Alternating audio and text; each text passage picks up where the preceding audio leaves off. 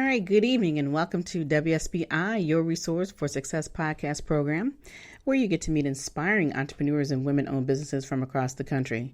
I am your host, Kimberly McLemore, and welcome to another night of sharing. With us, we have Nancy Solari, the CEO of Living Full Out.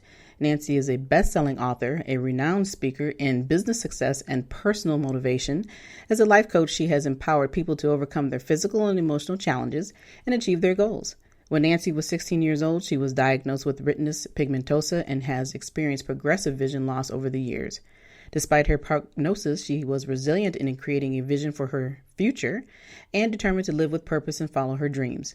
She went on to work for Good Morning America and Entertainment Tonight, had a professional music career, and was a top producing realtor in Southern California. Today, Nancy hosts the National Living Full Out show and is an inspiring example of creating a successful life through determination and positivity. Nancy believes everyone is capable of overcoming adversities and living full out. So without further ado, welcome to my platform, Ms. Nancy Solari. Hey, Nancy, how are you? Hey there. I am great. Happy to be here. Oh, it's always a pleasure to have you on. I mean, for those who don't know, Nancy and I kind of go back a little bit, so I'm excited to have you back on the show and see what's been going on. It's been well over a year or so, probably even closer to 2 years. So I'm just excited to hear how you've been doing and, you tell the listeners about what's been going on in your world. And, before we dive into the full interview, though, why don't you just, tell the listeners a little bit more about who Nancy Solari is? Oh, that's very kind. Well, you did such a good job introducing me before, but, I am like any one of you. To be honest, I was, a child with a dream of, being somewhere in the world of broadcasting, and like you, found myself doing radio and TV and all sorts of things. But, life gives us scoops, and sometimes 2 scoops and 3 scoops and a whole gallon of ice cream when we don't want it. And the visual impairment I have with retinitis pigmentosa, it definitely has turned my world upside down. But I would really say in a good way. I have learned to see a side of people, how giving they are, how attentive they are. And I don't know that I would have experienced that if I had on my sight. Also, Living Full Out, my company, being able to build that. Obviously, being legally blind, it's hard to see and do everything. So a lot of my team members have been my eyes. I may be the visionary of the company, but it's really been a team that's put that together. So, it's wild. I'm very grateful, actually, for the visual impairment I have, and although it's ironic that it's a visual impairment, I still see my future clearly every day. Right. And, and I'm just sitting here listening to how you said that, is that, you said you're thankful, and there's not a whole lot of people who would look at that in that perspective as being thankful. But your experiences of having to, and you've been able to see, previously, and like I said, this has been a progressive disease that you've been diagnosed with, and obviously now, you're fully have lost that vision. But explain the experience of what you've had to deal with throughout the years, knowing that here, prior to your becoming 16 years old, you were perfectly fine. You've seen things, and then you've explained it just a few minutes ago that you can actually see more clearer now. Talk a little bit about how this has really truly affected you in your life, and what have you gone through, and what has made you such an inspiration to yourself? Well, that's a great question. It's so interesting. I think of 2 really brief examples. Back when I was in real estate and I was a top producer, I eventually had to give up driving. The lines on the road started to disappear. However, I was really good at what I did, and I had to give up driving. I had had a bit of an accident that really made me nervous to drive because I just didn't know if I could trust my eyes anymore. And I couldn't just abandon all my clients either. So I, at the beginning, took the bus system. In LA, I would take anywhere from 2 to 12 buses in a day.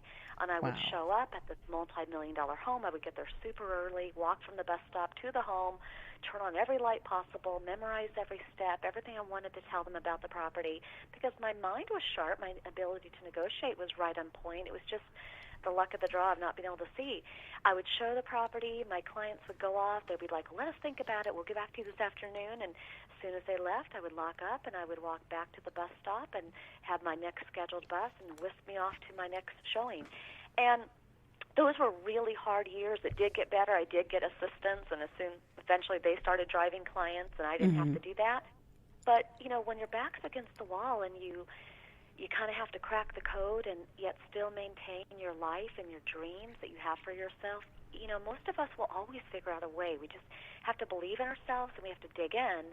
And the only other story I'll tell you briefly is for example, I'm learning a little bit more cane training. I'm going to be getting a new guide dog, a Labrador, here in the next couple of months. And to do that, I have to go out there with my white cane and experiment in some new environments I've never been. And so I was at this intersection, and I was really having a difficult time because there was construction going on. And nowhere this guy walks up, and he's like, do you need some help, like crossing the street? And I go, yeah, are you going that way anyway? And he goes, oh, no, I was just driving by, and I pulled over.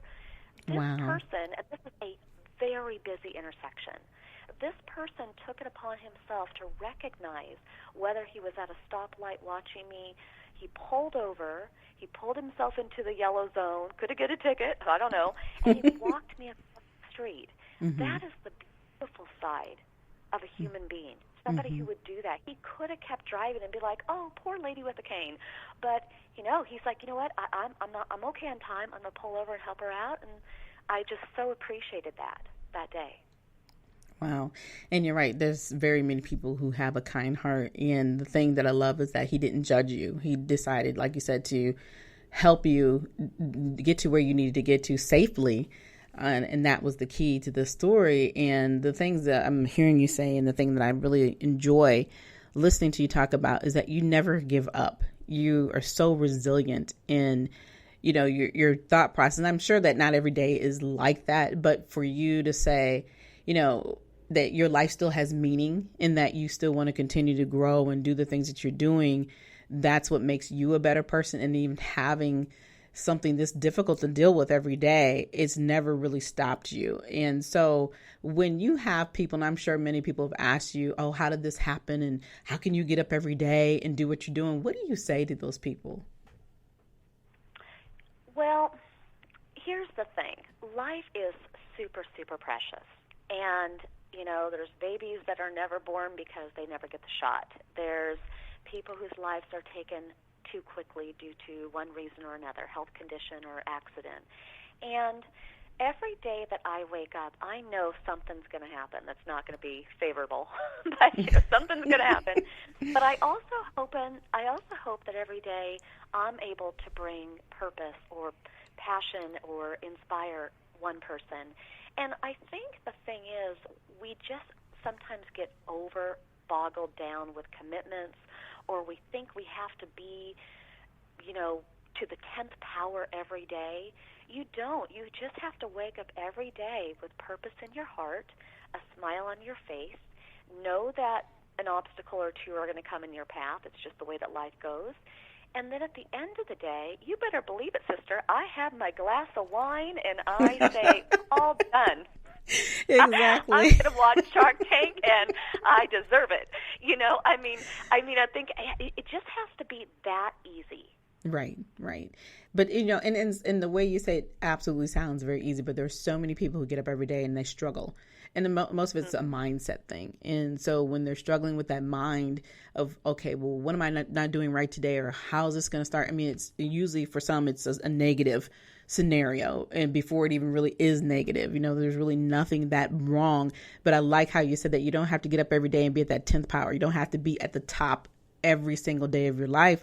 It's just getting up and being happy that you're here, and then taking it some days just by stride. And I don't think there's anything wrong with that. And so, you know, when you describe living full out, and I know that you know, that's your business, what is it that you're coaching and you're talking to and empowering these women that you talk to, and they are challenged, they're very challenged with what they're going through in their lives? Absolutely. Well, you know, it kind of starts with remembering that emotions, good and bad emotions, is emotions, energy in motion. And you have to honor the energy. So if you do wake up one of those days where you haven't slept well, where something's hung over from the day before and it's still on your mind, still gnawing at you, you got to honor that. And you got to flesh out what that emotion is. Now, I do believe in capping a pity party, capping an emotional moment to only so long. But it is absolutely okay to cry, especially with the pandemic and all these things going on in the world. It is okay to cry. It's okay to be scared. And it's okay to get angry. It's okay to say, this is not fair, or why me, or it's okay to have a pillow fight with yourself against the wall, whatever you got to do, right? Love pillow fights. Right. But at the end of the day, or, within a certain amount of time, once you flush that energy out, maybe even the gym or going for a walk, you have to turn around and you have to say, how can I switch this energy? How can I move it forward in a positive direction a little bit? Even somebody who's in financial stress, I know a lot of people are, what is just one thing I can do today to move me in a slightly better direction? And it just takes one step, and then 2 steps, and then 3 steps. And then you're going to get a natural win. It may not be a large win, it may be a small win, but you'll get a win. And then pretty soon, those negative thoughts, that negative energy, it's not following you around like a shadow every day. You have to believe that you're worth better. Exactly. I like that. And the thing I love is that you talk about is the pity party. There are a lot of people who are going through that right now. And a big part of it is wasn't their fault. Things have happened with the pandemic going on. Lives have changed dramatically, but it also has given us an opportunity to reevaluate, who we are, what we're doing. Is this really worth what we've been going through, prior to all of this? Like you said, the world's nothing but a rat race. And so we have had no choice but to slow it down. And even though things are ramping back up in some areas, it's just that time of realizing, okay, how long am I going to be in that pity party moment because my world is stopped? I can't go where I want to go. I can't do this. I can't do that. But at the same time, analyzing and saying, what have I not done? So it's time to, like I said, quit digging that hole that you're in and letting the pity party go, because it gets you nowhere. And so, like I said, a win is a win. And I think a lot of times we don't celebrate those wins enough. Absolutely. And a win could be anything. A win could just be saying, you know what, okay, I didn't work a full day, I worked half a day. A win could be, you know what, I paid 1 bill today. A win could be, you know what, I put myself on Match.com today. Or a win could be whatever, right? Right. To make your life more fulfilling. So when we talk about living full out is about looking at your life like a pie, and there's slices of the pie. And where people get lopsided, where they get resentful of others, resentful of themselves, where you sabotage yourselves, is when your life is lopsided. I mean, it's never going to be a perfect slice of a pie. I mean, I don't know anybody who ever takes a pie and every slice is perfect, right? Some are bigger, some are smaller. Right. Do your best, right? So that's what it means to live full out. And you're right. And the name Living Full Out just has so many things. And I like it because it's not just one, you're not pointing to one thing. You're truly talking about all types of pieces to the puzzle that you're bringing to the table, and you're filling that puzzle in a way that is significant for you as an individual. And I think that's the thing that really stands out, with talking about living full out. So let's talk about a couple of things. And well, obviously you had a music career. So tell me about your music career. And I want listeners to hear this because I'm like, music career. Come on now.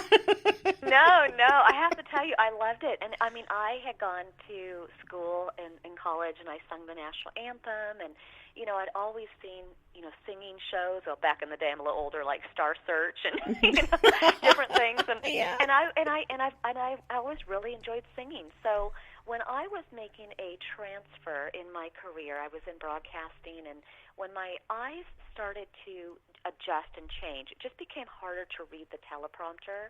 I didn't know where I was going to belong anymore in the world of TV. I needed to kind of figure that out. But as I took a little break away from TV for a bit, I decided to go into the music industry, and I started meeting producers. I started networking with people. I put together a demo. I was really going for it. I had performed, but here's the thing.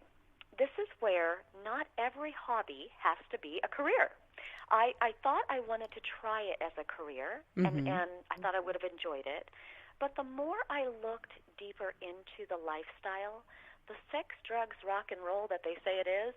Right. And I remember one night so vividly. I was at a party, industry party, and I remember looking at one person, and he was snorting pretty much a Bentley up his nose, if you guys know what I mean. Right. Okay? And I was thinking, okay, not my person. Right. And then I was looking around the room, and I was seeing other people who were willing to sell out. I could just tell they were trying to either suck up or to do the right things or whatever, just to advance their career. And that wasn't who I was either. And I remember looking at everybody, and I wasn't there to wrong them, but I went into the bathroom, and I had a little bit of a tear rolling down my face because I was sad that something I loved so much that I thought I might want to do as a career, the lifestyle just didn't match up with who, this girl from Oregon was, right? Right. So I decided to walk away, but by doing that, I transitioned into real estate, right? And that layered on a whole new Nancy, an untapped Nancy I didn't know. So, in my life, it's been broadcasting, it's been the music industry, it's been real estate, and then founder of Living Full Out. And I just think it's really important to embrace change when our health conditions change, when our passions change, our lifestyles change. It's okay to morph. It's okay to grow. Right, exactly. And like I said, it's one thing that you wanted as a dream, but the reality of that dream just didn't fit into how you seen it. And that's a good thing to do, is to be able to sit back and say, I love what I'm doing, but if I got to go down this path in order to be successful, it's not worth it. And there's so many people who are willing to sell their souls in order to have that moment of, 15 minutes of fame just because they think that they're good, and nothing wrong with, feeling that you're great about yourself. But when you have to go so far in order to give yourself away just to get that piece of pie, it's not worth it. And, at least you had enough resiliency again to say, I'm not doing this. And even though I love this, it's time to move on. And then obviously the career in real estate was very well for you. And then now you have this amazing business. And how long have you been doing your national show, Living Full Out? That's a great question. So Living Full Out actually started back in 2010. I got approached by KABC. They had Les Brown, motivational speaker, during the weekdays, and I was on the weekends. And so we launched it then, and then it grew to other stations, and now just kept on growing, and now we're well into the 2020s, right? Wow. So, but it's been such an amazing ride. But I think this kind of goes back to, ironically, here I am, a legally blind person, and I'm in the world of radio and podcasting, which doesn't rely on vision at all. And the most amazing thing is being able to just be Nancy and to be able to sit on the other side of the mic and interview people who have no arms, have no legs, who have been through a tragedy, a car accident, whatever. And I sit there and I hear their stories, and I will tell you, well, being blind is not a walk in the park. I hear people's stories, and I'm like, wow, you are my hero. So I think, again, it's kind of layered on that, seeing that beautiful side of the human spirit.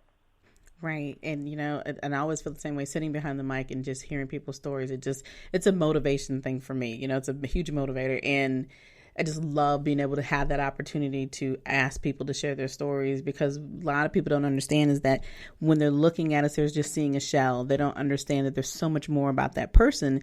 So having the world of podcasting gives people the opportunity to just learn to sit back and listen and realize that, my life really may not be that bad, or that, I've learned something new today that I didn't know, whether it was about themselves or the person that they're listening to. So it's a whole different world. And so definitely podcasting gives you the opportunity to reach people that you would never even be able to have the opportunity to get to, because we can't always be in the same room, right, on a regular basis. So I think it's amazing that you've been in this business for so long and continuing to grow, because it is definitely getting better with the podcasting world for sure. But I have a couple other questions. So I always ask my guests that if somebody was to come up and ask you about business, what advice would you give them? I love business, and I think it is like the best personal development boot camp you're ever going to go on. Business is one of those things where you can create and fail, create, fail, create, succeed, right? Mm-hmm. I mean, most entrepreneurs, most small business owners have done many, many ventures. So I really believe it's about taking what is a passion and then always figuring out where is the urgency, where is the need that people have, and really finding a way to be the answer to their question, the solution to their problem. And when you can do that, that's called figuring out your USP, your unique selling proposition. When you can do that, then you have magic, because you're doing something that, quite frankly, is a passion. You can't believe you're getting paid for it. You love it so much. Mm-hmm. And it has purpose and meaning to other people's lives. Absolutely. Yeah. And it's just sharing, just teaching people to realize that you can definitely do what you want to do. And I like that, how you're saying that it's all about passion. And, I've had people ask me, well, I don't have anything for anybody to listen to or want to read, or, who cares about what I think? And the reality is that there are a lot of people out here who care about what you think, because there's always that connection that 90% of the time they're really talking about you, that the other person that's out there. So, to be able to come into business and realize, and like you said, you can fail, you can go back and start again. You can fail, you can start back again. And obviously you can do that again in a job, but when it's something that you really love and you can get paid for it, that's even better. That makes life even much more happier for most people, to be able to get up every day and do what they love, because you don't always have those opportunities in life to get up and just be happy. So the other questions I would like to ask real quickly is, what do you have else going on? I mean, it's been a long time. Do you have anything new that, since the last time we spoke, that you want to share with the listeners tonight? Oh, there's always new. New is like my Nancy New Solari. No, I'm kidding. No, I believe in the new and I believe in the old, right? Right. New for us is always upping our game. Now, not game like we're gaming people, but upping our ability to be better and better and better. And so, for example, we have really forged ahead with so many of our social media sites that Pinterest and LinkedIn, many of these sites have come to us this year and have put us in beta programs, because we've been so active and so kind of out there and watching what works and what doesn't work. I love business, right? But now able to even be a part of the business of Pinterest and the business of LinkedIn and kind of help them find what works and roll out a new program. So we're happy to be partners with them. We are writing a lot of content, whether it be for the blog. We're doing a lot with other publications, both online and written form. And, one of the things that we've always tried to do is meet people where they are, meaning, I'm an auditorial learner. Not video because I can't see it, right? Right. Not written because I can't read it, but audio. But somebody else, they want to pick up a book. They want to pick up something and touch it and hold it and analyze it. And so I think that's kind of been our thing, too, is we're always trying to create and really, again, find what helps people process motivation the most. And the last thing I'll say is, I'm so sorry for all that everybody went through recently with the pandemic and everything else, but I do think there's an opportunity of listening and an opportunity of growth that we've stepped into as well, meaning that we're working a lot now with corporations to bring our Living Full Out programs into their companies, because they're just not doing as many of the, on-location conferences, right? Right. It's a more remote, different world. So we've tried to really step into that world of virtual meetings, virtual conferences, and try to keep putting that Living Full Out spirit out there. Yeah, and I mean, with the way things are today, is that we're proving every day that you can do just as much from your home environment or inside the doors versus having to always be out there and be able to connect with people in a different way. And I just think that even though, like I said, we all wish that we had more control and we're getting some of that back, but I have found myself, like I said, doing more reevaluating of who I am, connecting with people that I hadn't connected with in a long time. And, you just really are starting to grow yourself personally in a different ways that you wouldn't have time, because like I said, we're in a world of a rat race that we don't really sit down and think about what we have not had time to do or who we had not had time to talk to, or like if you want to go to school, why are you not going to school? What are the things that you truly want to bring out for yourself? And then a program like yours, Living Full Out, is definitely some positivity that people need, because there are some of those individuals who they don't like being alone. They don't like working by themselves. They don't want to have to see themselves all day long and not be able to be around their friends. And, it's great that we can get on the phone or we can do video FaceTiming and all that type of stuff, but some people need that extra.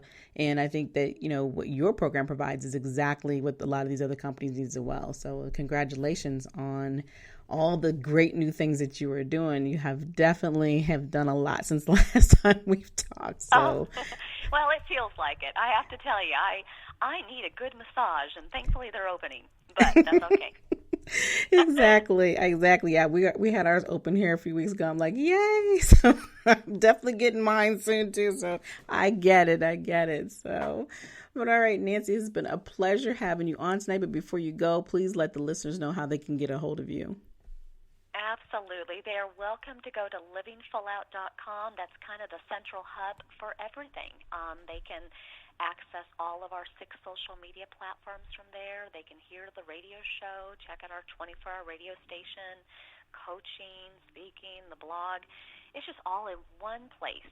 But most of all, I do want to give your listeners, we have on there, it's called 80 Tips to Bring Balance into Your Life, and it's free. I just encourage them to maybe grab that, only because I just know right now, even I am raising my hand because, not every day we feel imbalanced, right? Right. So if we can help you in any way, we're happy to. All right, you guys. Well, you heard it live from Miss Nancy Solari. It has, again, like I said, it's been a pleasure having you on.